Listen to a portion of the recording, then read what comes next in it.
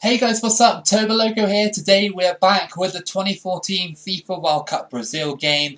Today we are doing Malta because obviously, like I said, in December we're going to do some of the most popular runs and stuff. So Malta was a popular run that I did in 2010, almost 2 years ago I'd say now. Yeah, and it's been requested constantly ever since I put that run out. Like, people are like, do Malta again, do Malta again, do Malta again. It's like, no, like, not right now. I wanted to do other people, but I feel because it's Christmas and it's like, you know, the season of giving, I'll give you Malta for the people that were spamming it in the comments for about a year. So anyway, let's get to it then. Malta World Cup run on 2014. It's not a qualification run, so, you know, just take it how it is. We're in Group A at the moment. I don't want to be in Group A. I'm going to shuffle it like I usually do. 3, 2, 1, boom.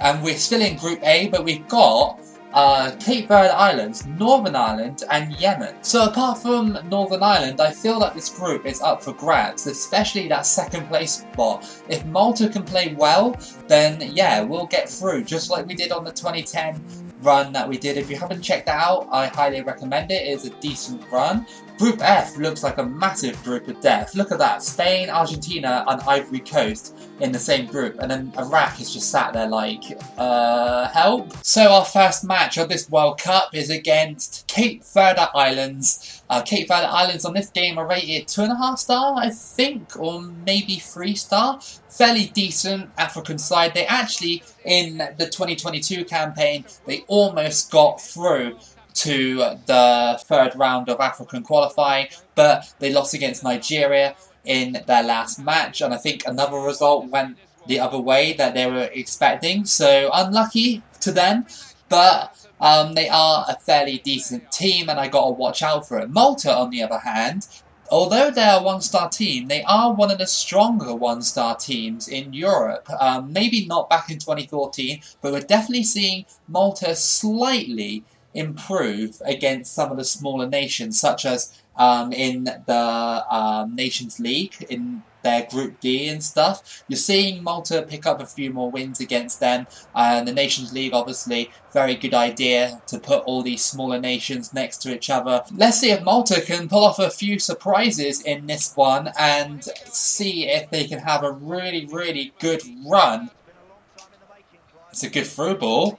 Malta. And we scored straight away. Okay, well, when I did my Eritrea run a couple of days ago, or whenever this comes out after the Eritrea run, we failed to score. And Malta are, okay, they are better than Eritrea. They absolutely are better than Eritrea. But yeah, like, that pass there is, like, exposed their defence, and they came close, and the shot was just lucky, I guess. Malta take a surprise early lead, and it's 1-0. This team could be impressive on this game. Maybe I should have listened to everybody when they were saying, oh, like, do Malta again, do Malta again. Like, even their passing seems pretty decent. Look at that shot. Oh, it skims the bar. Herrera, the right back of Malta. I had the angle. I was like, I'll go for it. And it just tips off the netting. When I said at the start that Malta were improving, I just remembered that they did lose like 7-1 against Croatia the other day. So, I mean,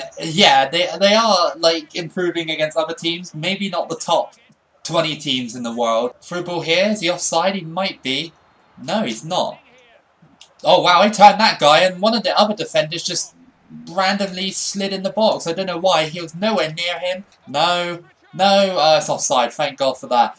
I mean, I thought for a second that they had a free opening, but it was just slightly offside. Approaching half-time, and Malta, even though we haven't really made many more attacks, we're still good on the ball. Feels like Malta are quite competent in actually moving the ball around and keeping the ball at their feet. When I did the run with Eritrea, it didn't seem like that at all. It felt like it was more random when I was moving the ball around. So half time, and thanks to a really early goal, it's 1-0 to Malta. Shockingly as well, you'd probably think that Cape Verde Islands would be the ones that could be 1-0 up by now. Tackled, but there's multiplayer waiting, and that's what I like. When you get tackled, there's someone there waiting for the rebound. We're going to go for it. It comes off the keeper, and the rebound doesn't quite reach his man. Cape Verde Islands need to wake up. Even though I don't want them to wake up, they need to do something, like,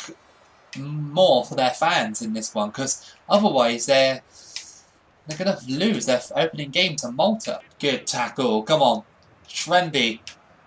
Inside the box. And it's blocked. Good bit of defending from Cape Verde to get back and block it. Annoying, but it's good defending still. 90th minute. Once they boot this away, it has to be game over. Yeah, nice one. Malta take this one. A little bit of a dull game in terms of attacking play, but Malta were really good defensively and pick up a valuable 3 points, because now we have to play probably Northern Ireland, and they probably are the strongest team in the group.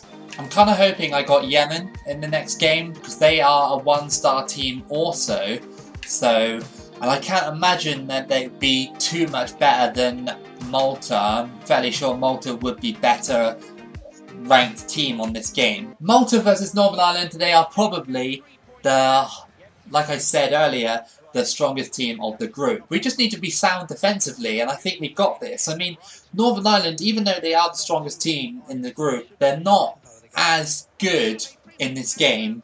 They got the players, they got Premier League players and a few Championship level players as well, but we'll see. I just hope that we can defend well against them and get the draw or a win. Hopefully more win than draw, but you never know, do you? I mean, if I lose, then it's not the end of the world, because I'll have to play Yemen, and Yemen are rooted to the bottom of the group with a -4 goal difference. Over the top, maybe? Go on, keep battling for it. Yes, go on. Keep going. Oh, I knew that was going to happen. And how did he keep that on? That is crazy play by Northern Ireland. Northern Ireland looking to do something against Malta. They've already won against Yemen. If they win here, they automatically go through. And they got a free kick on the edge of the box, even though my player went down. Interesting. Turn round and through ball.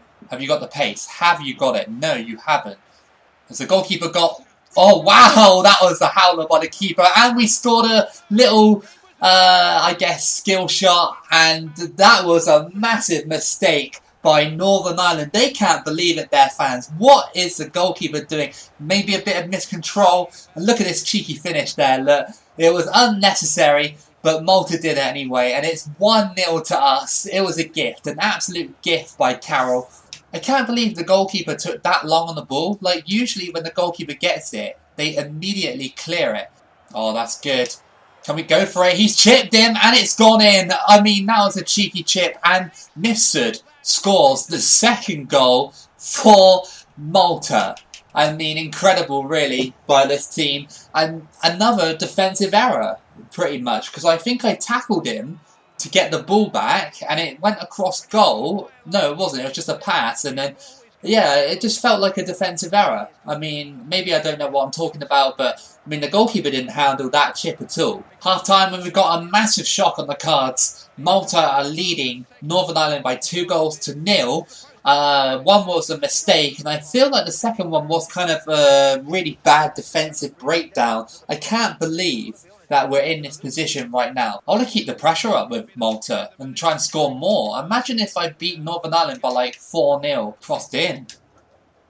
Oh, I didn't expect it to go to him. And, oh my goodness! Oh my god, that shot! You should have scored that. I mean, the shot initially off the post completely fooled me. And look at this. Oh, that could have been free. It should have been. Approaching the 80th minute. And Malta have been so solid in this match. Defensively, they've been really, really good.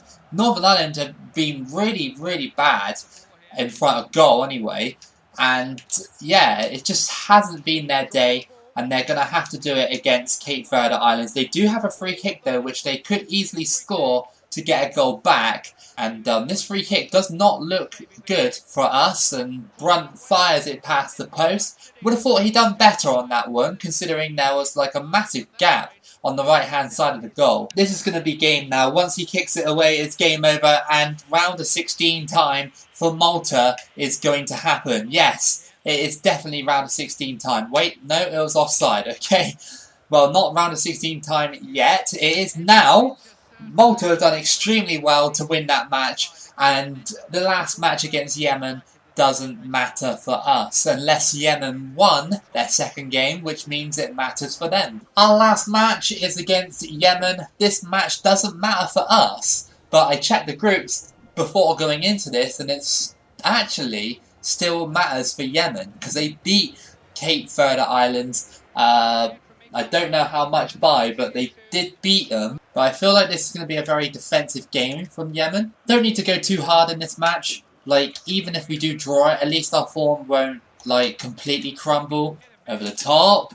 That's good. That was brilliant, but it was offside. That was such a good move. Such a good move, and it was just marginally offside as well. It's been a very, very steady 30 minutes of play. Like, not too many chances for both of these sides. It's just... The problem is, when you play a side like Yemen, like this happens basically. They are super defensive. My players are constantly offside, and this is what happens. So it leads to stalemate where you've got two one-star teams that are set up defensively, not really having many chances. Although I don't know what he was doing there, and I just passed it straight to the keeper. Let's see if we can try and score the corner. That was actually not a bad ball. Header, and it just goes wide, and we couldn't really tap it in either. Malta missing some crucial chances to try and get 9 points from this group stage. Cape Verde Islands and Northern Ireland are drawing 0-0, so I'm not sure how this affects the group stage because it doesn't show you the group stage until the end of the game. Unfortunately, Yemen have made it a really, really difficult game, a really awkward game, shall I say, because it's a winnable game, 100% winnable game, but we just haven't done enough, I feel. I feel like Malta are just like sort of gone, yeah, job done, and that's it. Come on, support me. Support me. Good ball, but of course it goes too close to the keeper. It's been a wasted game. A really, really, really wasted game. It's just irritating. And I was going through then as well, ref. Did you not want to try and give me the chance to score? No, of course not. But we got through out the group stage. I'm fairly sure we got through top of the group stage as well. Really, really impressive for Malta, especially being a one-star team. Maybe if Yemen attacked me more, they could have finished second, but they didn't. So they opted to play safe and go for the draw, and look what happened. It screwed them over. So, round of 16 time, who have we got? We have got Japan in the round of 16, so a 4-star team. Not unwinnable, but certainly a challenge. So the other matches are Ecuador versus South Korea, Italy versus Northern Ireland, Portugal versus Belarus, Colombia versus Argentina, Ghana versus Belgium. We've got Spain versus Georgia, and England versus Uruguay. Japan are really going to test this Malta team. If we can beat them, then that would be fantastic, because that would match what we have done previously with Malta in my Malta runs. But yeah, no, this run has been fairly decent so far. Like scoring early against Cape Verde Islands, and then obviously forcing those errors against Northern Ireland. Really, really good. The Yemen one was a bit of a wasted chance, and I hope that hasn't sort of downed my form. Round of 16 match for Malta against Japan. A big match, but like I said, it's not unwinnable. Depends if Japan want to be aggressive, or whether or not they want to be conservative and just sit back and defend against me and just get that lucky goal. Usually this game is like very unpredictable. It's not like the FIFA World Cup South Africa where you know the teams that you're playing and stuff. Maybe that's because I play South Africa too much. Defend for your lives, Malta, because Japan are going to be constantly pressing. Okay, pass to the goalkeeper. Goalkeeper makes a really bad clearance. Like, some of these goalkeepers make really horrendous clearances when that kind of pass comes back to them. Oh, you just weren't really set, were you? Oh, hang on. Japan have given it away, and a golden opportunity missed. Those shots in front of goal, I need to get better at shooting like that in front of goal, because I always seem to hit the keeper, or maybe I shoot too late. Crossed in by Japan, header, and thankfully it goes wide. Malta, fairly decent at defending. Fairly decent for a one-star team. especially against a 4-star Japan. Look at this, like we're closing them down quite a lot. I know I'm dragging a lot of defenders out to try and meet them, but I feel like I've got to do that in certain situations until my players start running out of stamina. We've made it this far. It's still 0-0. Again, not exciting, not really that exciting, but still, you got it in you to try and win this game. Here comes Minnow. He's got no stamina though, so that's ideal, really, isn't it? And how did Japan get away with that? That was a blatant foul. Over the top? No, I hate that so much. Like, try and do an over the top ball, and it turns out to be the weakest thing in the world. What the hell was that? The goalkeeper, like, had to save it. It was a really good save. I don't know where that shot came from either. Oh my god, that is not a foul. I just brushed him off the ball, and it's like, yeah, that's a foul. Japan in prime position. They crossed it in. Thankfully, goalkeeper was there. Over the top. That's good, but can we break away? We have. We've got to go for it, and it bounces off the keeper. I mean, I could have squared it, but to be honest, they would have dealt with it so easily. That chance at the end was wasted, but at least we're in extra time, and we're grinding Japan down. And this is where Malta's improvements are shining. Japan pressing. You cross it in. Header, and that's a goal. Damn it! Habanar scores, and it's 1-0 to Japan. There was no defensive coverage on that cross, really. There was only one guy there, and yeah, well, maybe I didn't really stand a chance in this extra time period. Frustrating to concede a goal like that because there was no there was only 2 defenders there. I know there were only 2 strikers there, but Habanar's way taller than those defenders. And we've got one more half to turn this around, even though I feel like it's pretty useless.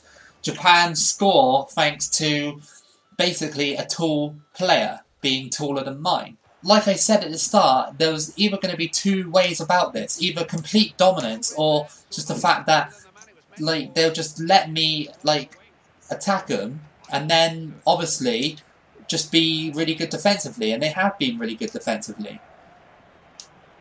That's a good ball.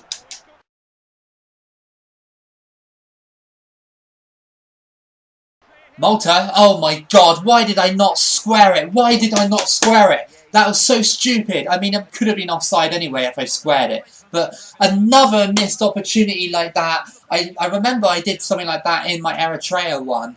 And that was at the dying minutes as well, and this was at the dying minutes. So, Malta, and the referee instantly blows for full time. No added time onto the extra time, just instantly game over. That's really unfair.